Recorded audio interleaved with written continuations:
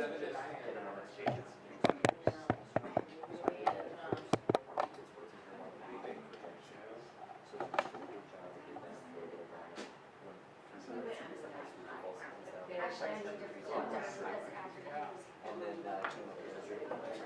this is just a regular. Yes, we left early because we're right there.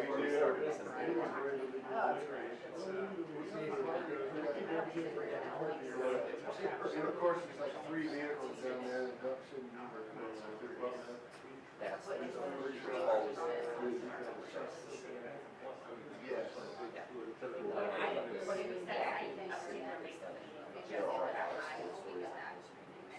So it allows us to do this job and also go into the sports. Well, I guess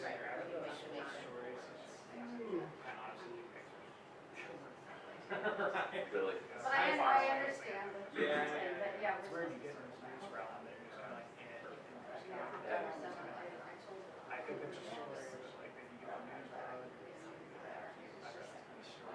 And sometimes like this, you know, it's pretty bad. Yeah. So you got pounds.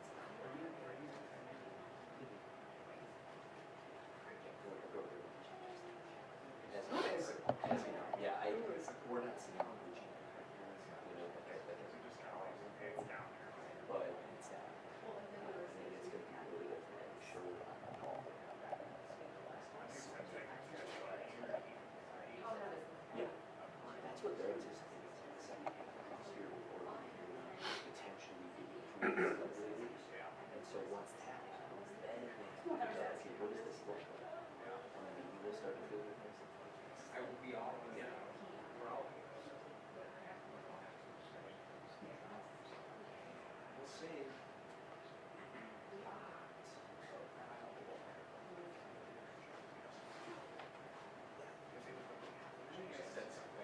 Now I'm thinking about it, so it's It's a mystery. Yeah. Never a dull moment in this industry. I like I couldn't remember if this is your analysis. Yeah. From Indy or something. I love it. I've never been there before. Oh, yeah. That would be, okay. Right. Can't go wrong.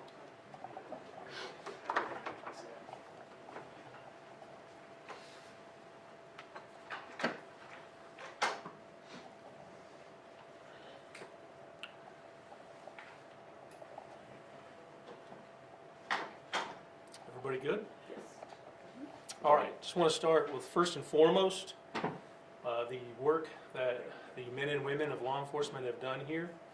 The detectives, the patrol officers, our criminal analysts, our forensic investigators, task force officers, federal partners. We wouldn't be here if it wasn't for their hard work that they have done. In the city of Fishers, we have a saying in the department, all our resources to bear. And what that means is when crime finds our city, we want all our resources, all our men and women to focus on the crime that comes into our city. Well, our resources include the FBI and the Indianapolis Police Department. The criminals that would come out and do these crimes in all our communities don't have borders. Our message today is, neither do we. Thank you. Good morning. My name is Tim O'Malley. I'm the FBI Special Agent in charge of the Indianapolis Field Office. My message first is to the community. I want you to know that the FBI is here. We're present. We're active in your community. We're working hand in hand with our partners with IMPD and Fishers PD. In fact, just recently we formed a new unit, a special unit designed to address violent crime in our community. So day in and day out, we'll be here. We'll be fighting violent crime and to address issues like the one you're hearing about today. I also want to send a message to those who have decided to make criminal activity their life pursuit or their career. I want you to know that the FBI is here and there are federal consequences that you may face for your activities. So whatever you think may have occurred in the past about going maybe to state jail or county lockup, I want you to consider the federal consequences to your activities as well. So, going forward, we will be looking to prosecute people federally who engage in violent crime in this community. Thank you. Good morning. These two leaders have summed up everything very well.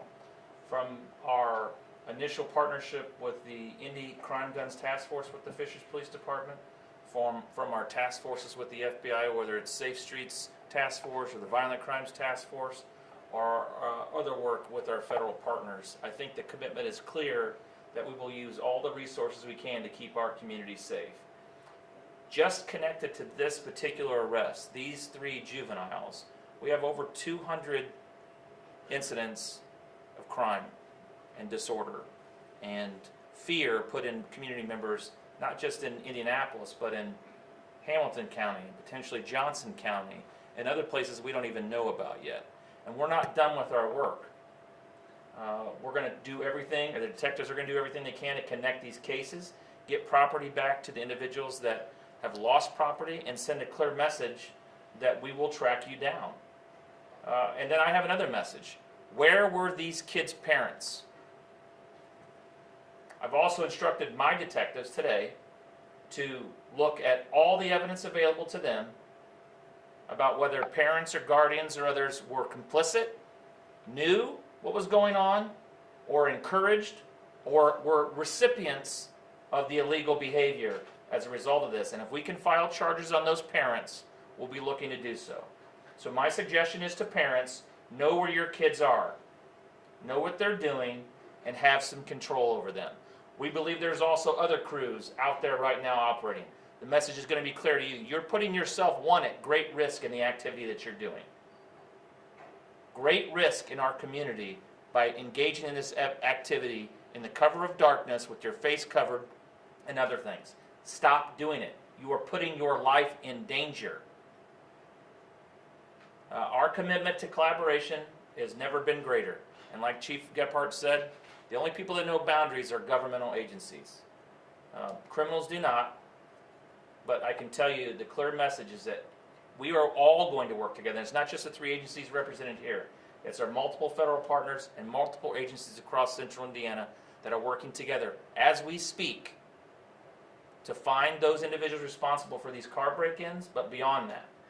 There'll be more to come. That September and October are typically very violent and busy months for Indianapolis. I can tell you right now we have plans in place and operations underway today going after violent offenders and criminal offenders in our county. My suggestion to you is put the guns down and stop the behavior. Otherwise, you could be a subject to arrest by us or our federal partners. And like the SAC said, the federal consequences are much more severe than at the state level. You don't have a right to bond. You don't have anybody putting money on your books. You can be held pre-trial in Colorado when you committed the crimes in the Southern District of Indiana, and you do 80% of your time when you're convicted. So think about all those consequences, not just today, but beyond, before you act. And with that, we'll take some questions. Can you guys provide some detail? So, I mean, how many, you said over 200 incidents, how many cars, I mean, were they punching out windows, were these unlocked cars? Can you sort of give some details on what these... It's a variation of all of what you've said. Okay. And the count, in Fishers alone, it was 50. I'm not sure about the other jurisdictions of what they've encountered. And it's mostly a window punch and breaking, but it is unlocked. It's all the things. And was this, were these the same suspects that committed the ones from over the weekend up in Fishers? We believe this is that crew. What's the time period for these break-ins? Overnight. Over the course of how long were these break-ins happening? I know that at least a week and a half ago, I received information from our East District detectives that they were currently investigating multiple car break-ins and that they had suspect vehicles and were working through that case. And then this, I don't know when it was, sometime last week, I saw one of our media partners make an announcement on X about car break-ins in Fishers. So I reached out to the chief and said, we're working a crew on the east side, and we should have known this, but our detectives were already talking. They were already working together on this, and within a matter of days, they had connected the dots, were out on the street, had all the resources they needed to apprehend the people in Fishers and then bring it back to Indianapolis. where we did a couple search warrants, and those Fishers did search warrants, recovered weapons and conversion device on a handgun, which, you know, we'll be looking to our federal partners for help with that conversion device. And we've gotten lots of videos over the last 2 days from people in our community with other incidents, including incidents where we see what appears to be young people armed while breaking into these cars. Bad idea. It's a bad idea. So there's a lot of work still being done, and like the chief said, and SAC, our cops and detectives and analysts deserve all the credit thus far, and more importantly, the community for stepping forward. But there's still a lot of work to do and a lot of dots to connect and puzzle pieces to put together in this case. Do you guys have an approximate count, how many guns, how much money, how much? I think we can get that, and it may be in the release, but from the search warrants we can get that. And so, if you don't mind, the message I also want to send to our community is stop leaving your guns in the cars. Stop leaving your cars, things in plain view. A car is not a safe location to house a gun. They're specifically looking for guns, not just here. There's things happening in other major cities where they're looking for guns in these cars, or there's special events or other things. Make sure you have your serial numbers for all your weapons and electronics and all those things. That helps us track it down and get your property back to you if we're able to recover it. But those are important things if you're going to be a responsible gun owner, is to make sure that gun is secure. Inside the car, under your front seat is not a secure location, and make sure you have all your serial numbers. These kids live in. I'd echo a lot of what the chief says, but also in addition to that is we realize that we can't do the work we do without our community being good partners of us, and they are good partners of ours. They can also help in kind of getting that car cleaned out before they go in and just trying to get everything cleaned up till we get this thing under control, and give us a hand with that, because when you get those guns coming out of those cars, they go right back into criminal hands and other crimes are committed with them. Your question?